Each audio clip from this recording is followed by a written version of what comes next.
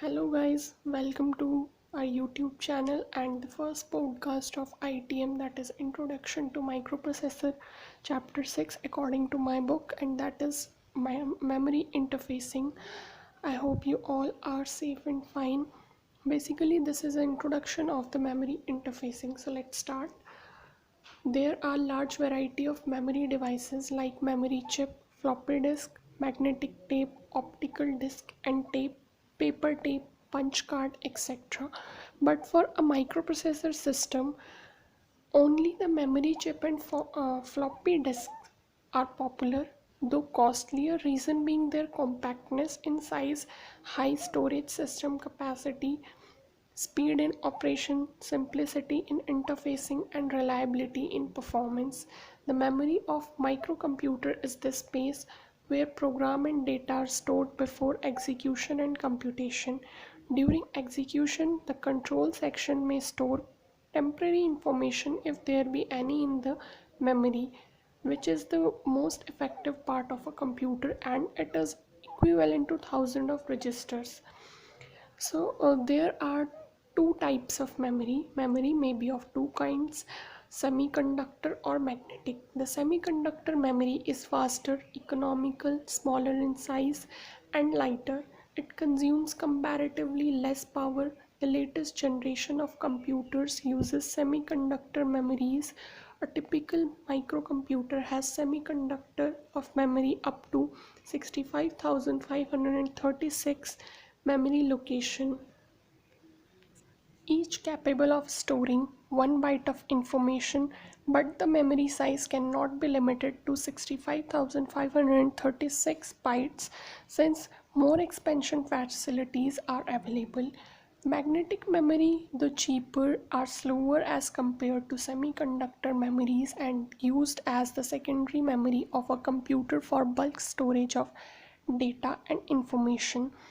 It may be mentioned here that any operation such as punching, converting, etc., which does not involve the main computer, is the offline mode of operation in which the peripheral equipments are not under the control of CPU.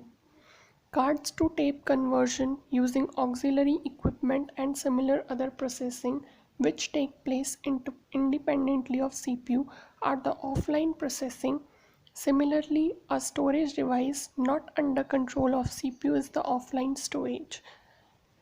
The computer operation in which input data are fed to the computer directly from observing operation instrument or other equipments or other input equipment, and this computational result that are obtained during the process of events is the online operation.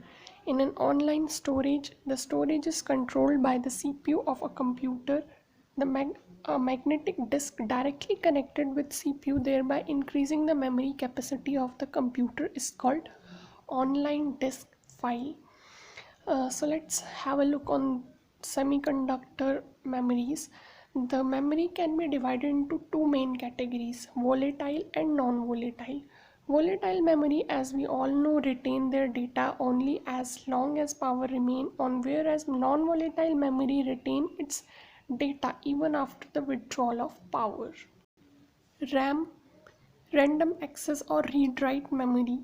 There are two important types of memory, RAM and ROM. RAM is the random access memory or read-write memory, and ROM is the read-only memory. These memory can again be subdivided into different type. Volatile RAM loses its memory when power is turned off. Hence, battery backup is necessary to retain its memory, to retain the information stored in RAM.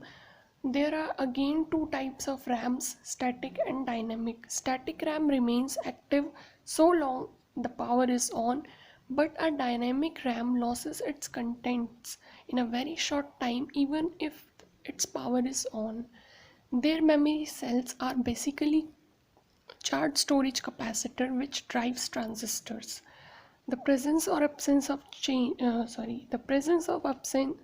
absence of charge in capacitor is interpreted by the RAM's sense line as a logical 1 or 0. Next is static RAM. In static RAMs or SRMs, once the data is returned into a memory location, the data stays unchanged unless the same memory location is returned into again. Static RAM uses flip-flops for storage element and 4 to 6 transistors are connected to form a RS flip-flop. Read-only memory are useful for permanent program storage but cannot provide all of a system's memory needs. Data and programs that change during the operation of the system must be stored in a read-write memory. RAM originally stood for random access memory but is generally used to read as semiconductor read-write memory. In a small system with all software stored in a room, only a small amount of RAM may be needed to store data and the program stack. In system using mass storage devices such as disk or tape drives, relatively large amount of RAM are needed to store programs and data read from the mass storage device. Interfacing of static RAM. Static RAM consists of following pins. First, address line, data line, read signal, write signal. So whenever we want to interface a static RAM with 8085 system, then follow some rules. First is connect the address line of SRM or SRAM, or which means static random access memory chip, with the corresponding address line of 8085 system. Second, connect D0 to D7 data line with the corresponding data line of 8085 system. Read signal with MRD signal or memory read signal. Write signal with memory write signal. And the last one is decode unused address line to generate CS logic, chip select logic. The interfacing of static RAM uh, has been told earlier.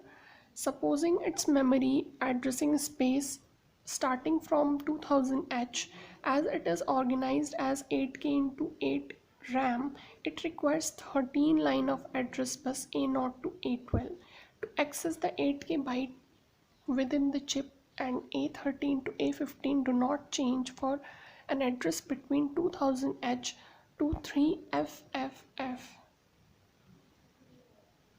A13 to A15 can be used to generate the CS for RAM.